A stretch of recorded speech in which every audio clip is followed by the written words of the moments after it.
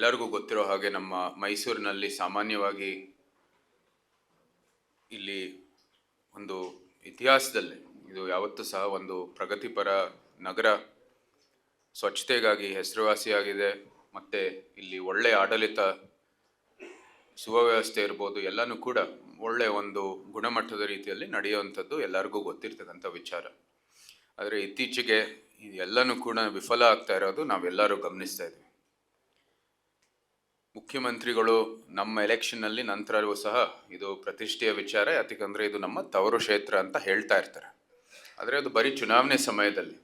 ನಿಜಕ್ಕೂ ಅವರು ಅಧಿಕಾರ ಇರೋರು ಅವ್ರ ಕೈಯಲ್ಲಿ, ಆ ಸಮಯದಲ್ಲಿ ಅವ್ರು ಏನು ಮಾಡ್ತಾ ಇದ್ದಾರೆ ಅಂತ ಜನರು ಗಮನಿಸಬೇಕಾಗಿರ್ತಕ್ಕಂಥದ್ದು ಅತಿ ಅವಶ್ಯ.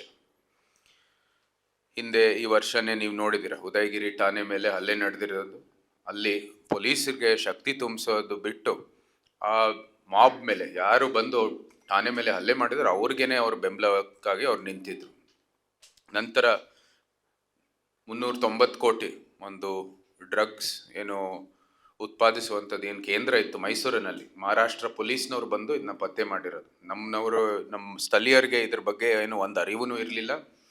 ಅವ್ರು ಬಂದ ನಂತರ ಪತ್ತೆ ಮಾಡಿದ ನಂತರ ಇವ್ರಿಗೆ ಇದ್ರ ಬಗ್ಗೆ ಒಂದು ಅರಿವು ಬಂತು. ಇದ್ರ ಬಗ್ಗೆ ಇದು ನಮ್ಮ ನಗರದಲ್ಲಿ ಇಂಥ ಒಂದು ವ್ಯವಸ್ಥೆ ಸೃಷ್ಟಿಯಾಗಿದೆ ಅಂತ ಇವ್ರಿಗೆ ಒಂದು ಅರಿವು ಬಂದಿತ್ತು. ಜೊತೆಗೆ ಈ ಒಂದು ದಸರಾ ಸಮಯದಲ್ಲೇ, ದಸರಾ ಹಿನ್ನೆಲೆಯಲ್ಲೂ ಕೂಡ ಕ್ಯಾತ್ಮಾರಳ್ಳಿಯಲ್ಲಿ ಒಂದು ಮರ್ಡರ್ ಆಗಿತ್ತು. ಅದಾಗಿದ ನಂತರ ದಸರಾ ಒಂದು ಸಂದರ್ಭದಲ್ಲಿ ಅರಮನೆ ಬಲಿನೇ ಅಲ್ಲಿ ಒಂದು ಕೊಲೆಯನ್ನು ನಡೆದಿದೆ. ಅದಕ್ಕೆ ಪ್ರತಿಕ್ರಿಯೆ ಕೊಟ್ಟುವಂಥದ್ದು ಒಂದು ಮರ್ಡರ್ ನಡೆದಿರ್ತಕ್ಕಂಥದ್ದು ನಿಮ್ಮ ಸುದ್ದಿ ಮೀಡಿಯಾ ಅಲ್ಲಿ ನಾವು ನೋಡಿರೋದು. ನಂತರ ಎಲ್ಲಕ್ಕಿಂತ ಒಂದು ದುರಂತವೆಂದರೆ, ನಾವು ಈ ಒಂದು ಸಣ್ಣ ಹುಡುಗಿ, ಅಪ್ರಾಪ್ತ ಹುಡುಗಿ ಇಲ್ಲಿ ಕಲಬುರಗಿಯಿಂದ ಬಂದಿರೋದು, ಇಲ್ಲಿ ಬಲೂನ್ ಮಾರಾಟ ಮಾಡೋಕ್ಕೆ ದಸರಾ ಸಂದರ್ಭದಲ್ಲಿ ಕುಟುಂಬ ಸಹಿತ ಬಂದಿರೋದು. ಅವಳದು ಒಂದು ಅತ್ಯಾಚಾರ ಮತ್ತು ಕೊಲೆ ಮಾಡಿರ್ತಕ್ಕಂಥದ್ದು ಅತ್ಯಂತ ಒಂದು ಟ್ರಾಜಿಕ್ ಇನ್ಸಿಡೆಂಟು. ಜೊತೆಗೆ ನಿಜಕ್ಕೂ ನಾವು ಖಂಡಿಸುವುದು, ಇಂಥ ಮೈಸೂರಲ್ಲಿ ಇಂಥ ಘಟನೆಗಳು ನಡೆಯೋದೇ ನಾವು ಎಲ್ಲೂ ನೋಡಿಲ್ಲ. ನಿಜಕ್ಕೂ ಕಾನೂನು ಮತ್ತು ಸುವ್ಯವಸ್ಥೆ ಮೈಸೂರಲ್ಲಿ ಸಂಪೂರ್ಣವಾಗಿ ವಿಫಲ ಆಗ್ತಾ ಇರೋದು ನಾವು ನೋಡ್ತಾ ಇದ್ದೀವಿ. ಯಾವುದೇ ಒಂದು ಏನು ಭದ್ರತೆ ಇಲ್ಲ ನಮಗೆ ಸುತ್ತಮುತ್ತ. ಮೈಸೂರು ಕೇಂದ್ರ ಭಾಗದಲ್ಲೇ ಒಂದು ಸೆಕ್ಯೂರಿಟಿ ಇಲ್ಲದೆ ಇದ್ದರೆ ಯಾವ ರೀತಿ ಮುಂದುವರಿಬೇಕು? ಪ್ರವಾಸಿಗರು ಇಲ್ಲಿ ಬಂದು, ಎಲ್ಲರೂ ಪ್ರವಾಸಿಗರು ಬರ್ತಾರೆ ಇಲ್ಲಿ ಮೈಸೂರಿಗೆ. ಇಂಥ ಒಂದು ವ್ಯವಸ್ಥೆ ಇಲ್ಲದೆ ಇದ್ರೆ ಮೈಸೂರಿನ ಹೆಸರು ಎಲ್ಲಿಗಿಳಿಯುವುದು ಅಂತ ನಾವು ಯೋಚನೆ ಮಾಡಬೇಕಾಗಿರೋದು ಅತಿ ಅವಶ್ಯ. ಯಾವುದೇ ರೀತಿ ಕಿಡಿಗೇಡಿಗಳಿಗೆ ಬಂದು ಕಾನೂನು ಅದರ ಭಯ ಇಲ್ಲ, ಪೊಲೀಸ್ಗರಿಗೆ ಒಂದು ಭಯ ಇಲ್ಲದೆ ಇರ್ತಕ್ಕಂಥ ಒಂದು ವ್ಯವಸ್ಥೆ ಸೃಷ್ಟಿ ಆಗ್ತಾ ಇದೆ. ಮೈಸೂರು ಮುಖ್ಯಮಂತ್ರಿಗಳು ತವರು ಕ್ಷೇತ್ರ ಅಂತ ಚುನಾವಣೆಯಲ್ಲಿ ಬರೀ ಹೇಳೋದು.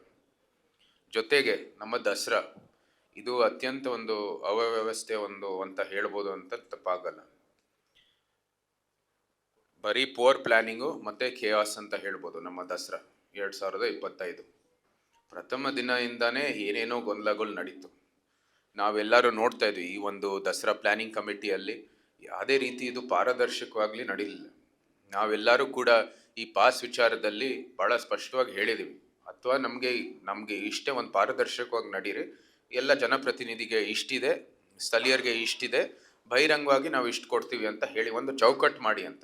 ಅಥವಾ ನಮ್ಗೆ ಯಾರಿಗೂ ಏನೂ ಕೊಡಬೇಡಿ, ಆದರೆ ಹೇಳಿ ಪಾರದರ್ಶಕವಾಗಿ ಮಾಡಿ, ಎಲ್ಲರಿಗೂ ಪಾಸ್ ವಿತರಣೆ ಮಾಡಿ, ಎಲ್ಲ ಸಂಪೂರ್ಣವಾಗಿ ಅದು ಟಿಕೆಟಿಂಗ್ ಮಾಡಿ. ನಮ್ಗೆ ಯಾರು ಜನಪ್ರತಿನಿಧಿಗಳಿಗೆ ಅಧಿಕೃತವಾಗಿ ಕಾರ್ಯಕ್ರಮದಲ್ಲಿ ಭಾಗಿಯಾಗಬೇಕಾಗಿದೆ ಅದು ನಮ್ಮ ಅಧಿಕೃತ ಸ್ಥಾನ ಕೊಡಿ, ಅಷ್ಟೇ ಸಾಕು ನಮ್ಗೆ. ಆದರೆ ಪಾರದರ್ಶಕವಾಗಿ ಈ ಒಂದು ಪ್ರಕ್ರಿಯೆ ಮಾಡಿ ಅಂತ ನಾವು ವಿನಂತಿ ಮಾಡಿದ್ವಿ ಮುಂಚೆನೆ, ಇವತ್ತು ಸಹ ಆಗ್ರಹ ಮಾಡ್ತಾ ಇದ್ವಿ. ಅದು ಬಿಟ್ಟು ಇಲ್ಲಿ ಏನು ಒಂದು ಸೀಟಿಂಗ್ ಅರೇಂಜ್ಮೆಂಟ್ ಇದೆ ಅದಕ್ಕಿಂತ ಮೀರಿ ಪಾಸ್ಗಳು ಬಿಡುಗಡೆ ಮಾಡಿ, ನಂತರ ಯಾರು ಪಾಸ್ಗೋಸ್ಕರ ದುಡ್ಡು ಕಟ್ಟಿದ್ದಾರೆ ಅವ್ರಿಗೆ ಒಳಗಡೆ ಬಿಡಲಿಲ್ಲ. ಎಷ್ಟೊಂದು ಜನ ನಾವು ರೀಲ್ಸ್ ನೋಡ್ತಾ ಇದ್ವಿ, ಸೋಷಿಯಲ್ ಮೀಡಿಯಾಲಿರ್ಬೋದು, ತಮ್ಮದೇ ಆದಂಥ ಒಂದು ಅಧಿಕೃತ ಮೀಡಿಯಾಲಿರ್ಬೋದು, ಯಾವುದೇ ರೀತಿಯ ಒಂದು ಒಳ್ಳೆ ಒಂದು ವ್ಯವಸ್ಥೆಯನ್ನು ಸೃಷ್ಟಿ ಮಾಡೋದಿಲ್ಲ ಇವರು. ಅತ್ಯಂತ ಒಂದು ಅವ್ಯವಸ್ಥೆ ಅಂತ ಹೇಳಿದ್ರೆ ತಪ್ಪಾಗಲ್ಲ.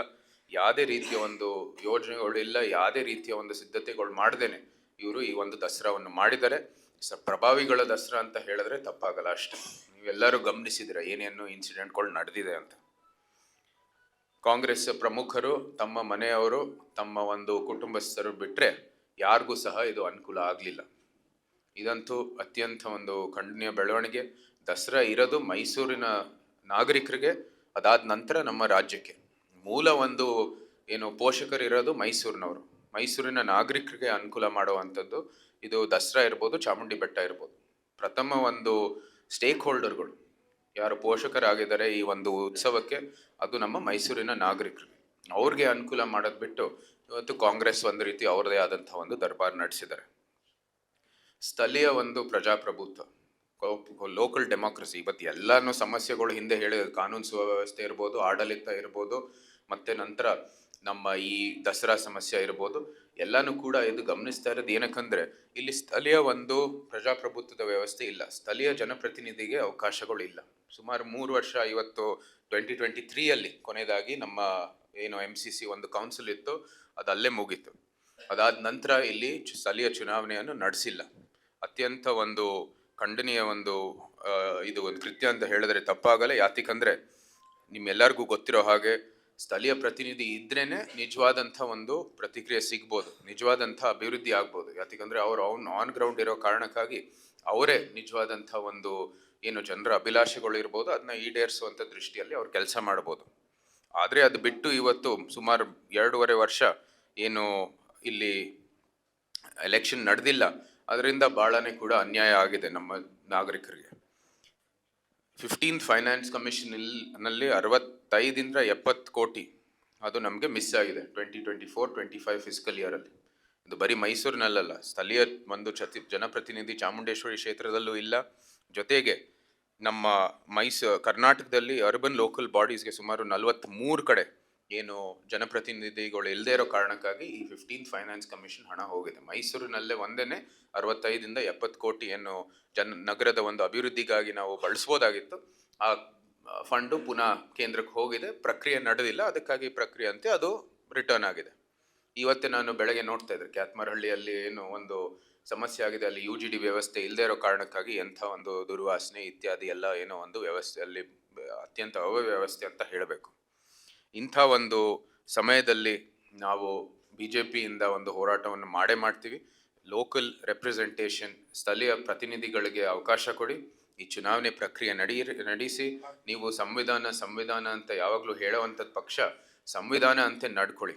ಇನ್ನು ಸುಮ್ಮನೆ ಜನರ ಒಂದು ಟೈಮ್ ವೇಸ್ಟ್ ಮಾಡೋದ್ರಲ್ಲಿ ಬಿಟ್ಟು, ಏನು ದಿಕ್ಚಪ್ಸ ದೃಷ್ಟಿಯಲ್ಲಿ ಅಪಪ್ರಚಾರ ಮಾಡಿಬಿಟ್ಟು ಇವತ್ತು ಏನು ಬೇಕಾಗಿದೆ ಸಂವಿಧಾನ ದೃಷ್ಟಿಯಲ್ಲಿ ಅದನ್ನ ನೀವು ಮುಂದುವರಿರಿ ಅಂತ ನಾವು ಅವ್ರಿಗೆ ಆಗ್ರಹಿಸ್ತೀವಿ.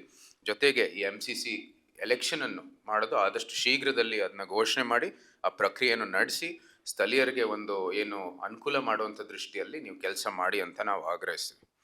ಇಷ್ಟು ಹೇಳ್ತಾ ಇನ್ನು MCCನೂ ಕೂಡ ಅವ್ರಿಗೆ ಅನುಕೂಲ ಆಗೋ ದೃಷ್ಟಿಯಲ್ಲಿ ನಾವು ಏನೇನು ಮಾಡಬೇಕಾಗಿದೆ ನಾವು ಕೂಡ ಮಾಡ್ತಾ ಇದ್ದೀವಿ. ಅಮೃತ್ ಯೋಜನೆಯಲ್ಲೂ ಕೂಡ ಕೆರೆ ಅಭಿವೃದ್ಧಿ ಇತ್ಯಾದಿ ಎಲ್ಲ ಮಾಡ್ತಾ ಇದೀವಿ. ಆದರೆ ಸ್ಥಳೀಯ ಜನಪ್ರತಿನಿಧಿ ಇಲ್ಲದೆ ಇದ್ರೆ ಇದು ಒಂದು ರೀತಿ ಏನು ನಮಗೆ ಬೇಕಾಗಿರುವಂಥದ್ದು ವಾಚ್ ಡಾಗ್ಸು, ಅವರಲ್ಲಿ ಏನು ಕೆಲಸ ಆಗ್ತಾ ಇದೆ ದೊಡ್ಡ ಮಟ್ಟದಲ್ಲಿ ನಾವು ಏನೇನು ಮಾಡಬೇಕಾಗಿದೆ ಅದು ಕೂಡ ಅನನುಕೂಲ ಆಗುತ್ತೆ ನಮಗೆ. ಸೊ ಇದನ್ನು ನಮಗೂ MP ಕೆಲಸ ಮಾಡೋ ದೃಷ್ಟಿಯಲ್ಲಿ, ಶಾಸಕರು ತಮ್ಮ ಕೆಲಸ ಮಾಡೋ ದೃಷ್ಟಿಯಲ್ಲಿ ಇದು ಕೂಡ ಅತಿ ಅವಶ್ಯ ನಮ್ಮ MCC ಕೌನ್ಸಿಲ್. ಸೊ ಎಲ್ಲ ನಿಟ್ಟಿನಲ್ಲಿ ಅವರು ಒಂದು ಒಳ್ಳೆ ವ್ಯವಸ್ಥೆ ಮಾಡಲಿ ಅಂತ ನಾವು ಆಗ್ರಹಿಸ್ತೀವಿ. ಈ MCC ಎಲೆಕ್ಷನ್ ಅನ್ನು ಕೂಡ ನಡೆಸಲಿ. ಈ ಕಾನೂನು ಮತ್ತು ಸುವ್ಯವಸ್ಥೆ ಏನು ಸಂಪೂರ್ಣವಾಗಿ ವಿಫಲ ಆಗಿದೆ ಅದು ಕೈಗೆ ತಗೊಂಡು ಒಳ್ಳೆ ರೀತಿಯಲ್ಲಿ ಒಂದು ವ್ಯವಸ್ಥೆ ಮಾಡಲಿ, ಮತ್ತು ಜನರ ಭದ್ರತೆಗಾಗಿ ಅವ್ರ ಕೆಲಸವನ್ನು ಮಾಡಲಿ. ಸುಮ್ಮನೆ ಎಲ್ಲ ಪದೇ ದಿಕ್ ತಪ್ಪಿಸೋ ಕೆಲಸದಲ್ಲಿ ಅವರು ತೊಡಗಿಸ್ಬಿಟ್ಟು ಈ ಒಂದು ಒಳ್ಳೆ ಕೆಲಸ ಮಾಡಿ ಅಂತ ನಾವು ಆಗ್ರಹಿಸ್ತೀವಿ. ತಮ್ಮ ಪ್ರಶ್ನೆಗೆಲ್ಲ ನಾವು ಸಿದ್ಧರಾಗಿದ್ದೀವಿ, ಕೇಳಿ.